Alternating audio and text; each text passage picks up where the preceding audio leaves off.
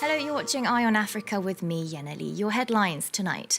Tensions in South Africa's Free State town of Senekal. This as 2 men's bail hearing is postponed in the case of the killing of a white farmer. The 9th day of protests kick off in Nigerian cities. Demonstrators demand police reform as a part of the End SARS movement. And we bring you a report on Kenya's elephant boom. The number of elephants halve in East Africa, but in Kenyan parks, the mammals are thriving.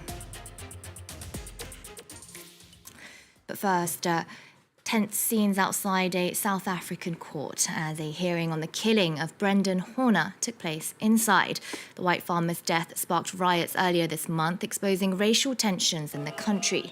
In Senekal, farmers accused authorities of failing to protect them from violent crime, whereas EFF party supporters showed up in support of the accused, pointing to the fact that minority white people control South Africa's economy.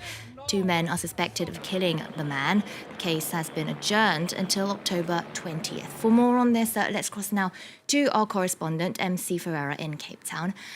MC, who died and who's being accused of what exactly?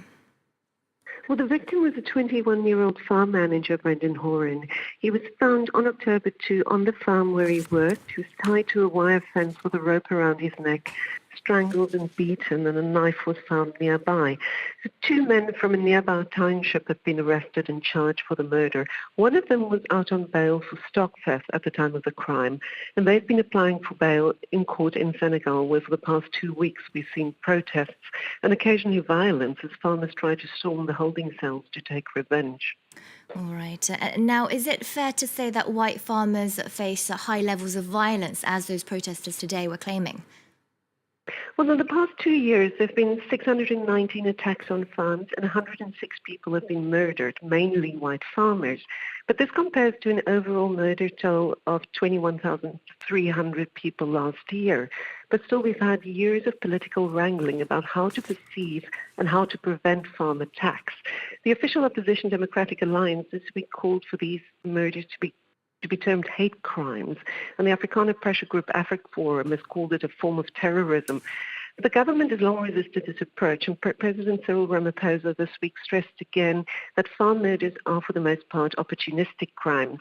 For the Economic Freedom Frontiers, the real problem is that land remains concentrated in the hands of a white minority, and they claim they came out in force today to Senegal to counter a white supremacist threat.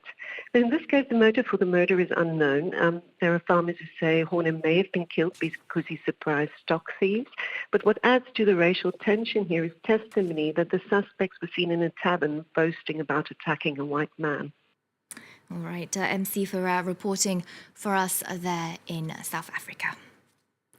In Nigeria, it's the 9th day of anti-police brutality protests. Anger over the controversial SARS squad's use of disproportionate violence sparked demonstrations as early as earlier this month.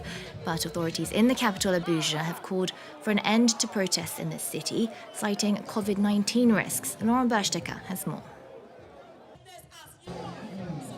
Venting out their anger and frustration, Nigerians continued to flood the country's streets to denounce widespread police brutality.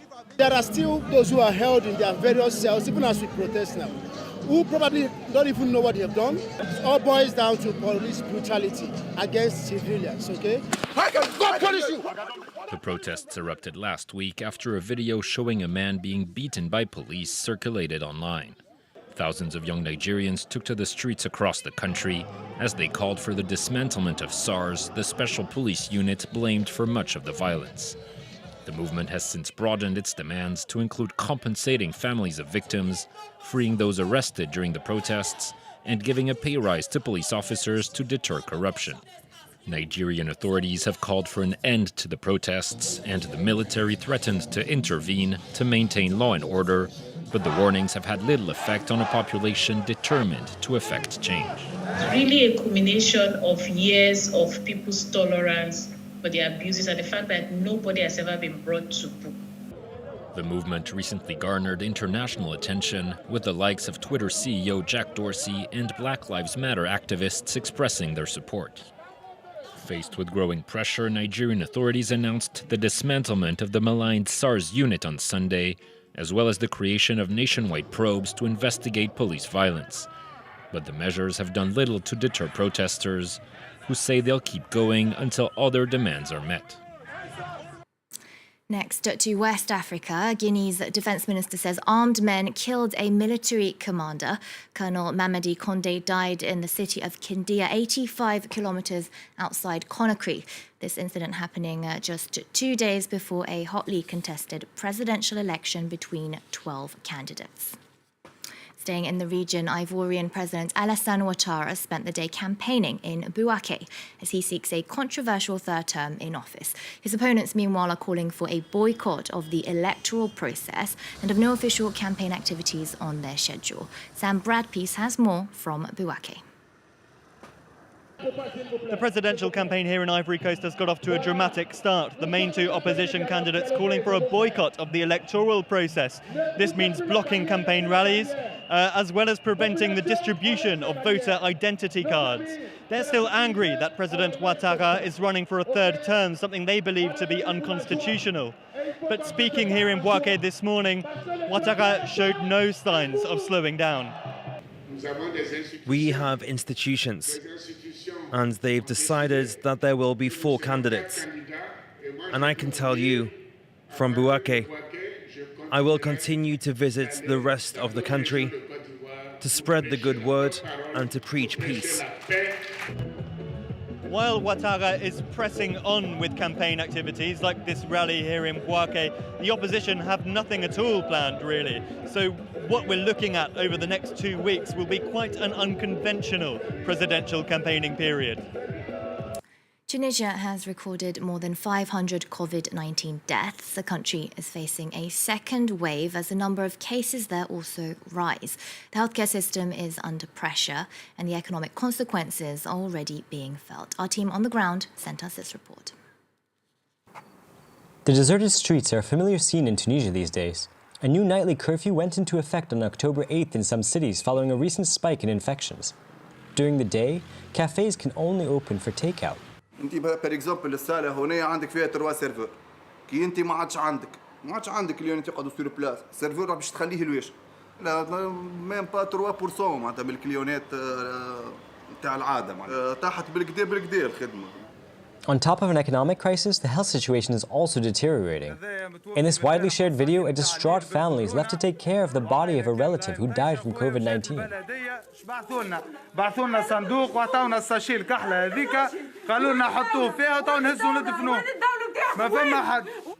We tracked down the family in their neighborhood in Tunis and spoke to them shortly after they had held a funeral. They say emergency services failed them. كلمناهم برشا مرة السميم معناها لمبا يهزوا علينا التليفون وما يعرفوش علينا شنو نحبوا معناها. But young doctors on the front lines are also being overloaded due to the lack of resources. One medic at the Rapta hospital shows us videos filmed on a phone of how bad conditions are. Il n'y a pas de source d'oxygène, il n'y a pas de moyens de surveillance. Ils sont là, livrés à eux-mêmes. She wanted to remain anonymous out of fear of reprisals. We filmed her outside near the Tunis ambulance headquarters. On n'a pas assez de matériel. Ni de matériel pour la protection du personnel, ni de matériel pour la prise en charge des patients. On est en train d'essayer de sauver l'insauvable. Amid widespread criticism, the health ministry has promised to improve the capacity of hospitals, but also called on citizens to follow hygiene measures that slow the spread of coronavirus. And finally, Kenya's elephant population has doubled in the past 30 years. Successful anti-poaching policies have made the country a role model in the region. Elodie Cousin and Bastien Renouy sent us this report. At 6:30 a.m., the patrol begins in the Loisaba Reserve in central Kenya. It's basically just flying around Loisaba, locating anything of interest, any populations, the densities where they are. Josh quickly locates an elephant. Anything of interest, we usually throw on this phone, which is essentially a smart tracking app. Once he's back on the ground, Josh and the rangers make their way towards the animals he located from the plane. So basically, what I can see so far is there's about 13 to 15 ellies in here. You've got a couple very small ellies, under 6 months old. And then you've got quite a few adolescents, some of them pushing 2-3 years. And the adolescents are the ones you can see, slightly bigger ones in the distance there. Patrols are conducted on a daily basis. Thanks to this surveillance method, since 2017, no animal was killed by poachers in Loisaba. But rangers have to stay vigilant. We don't actually anticipate maybe poachers or anything, but in case they might be there, the bad men, then we are there for them. The Kenyan population has tripled over the last 4 decades, encroaching on the territory of wild animals. Farmers particularly dread elephants and often react violently to the presence of pachyderms on their land. Only 3 years ago, the animals were coming here on a regular basis to eat maize from the field. Elephants have become our friends because they don't disturb us anymore. Before, we would sometimes kill them. We really saw them as enemies because they were destroying all our crops. But now that they're well kept in reserves with fences, we enjoy seeing them. Everywhere in Kenya, yields have to be protected, but elephants are now seen in a different light. Although they may cause damage to crops, their presence can also be beneficial to the population. That's it for Eye in Africa. Thank you for watching.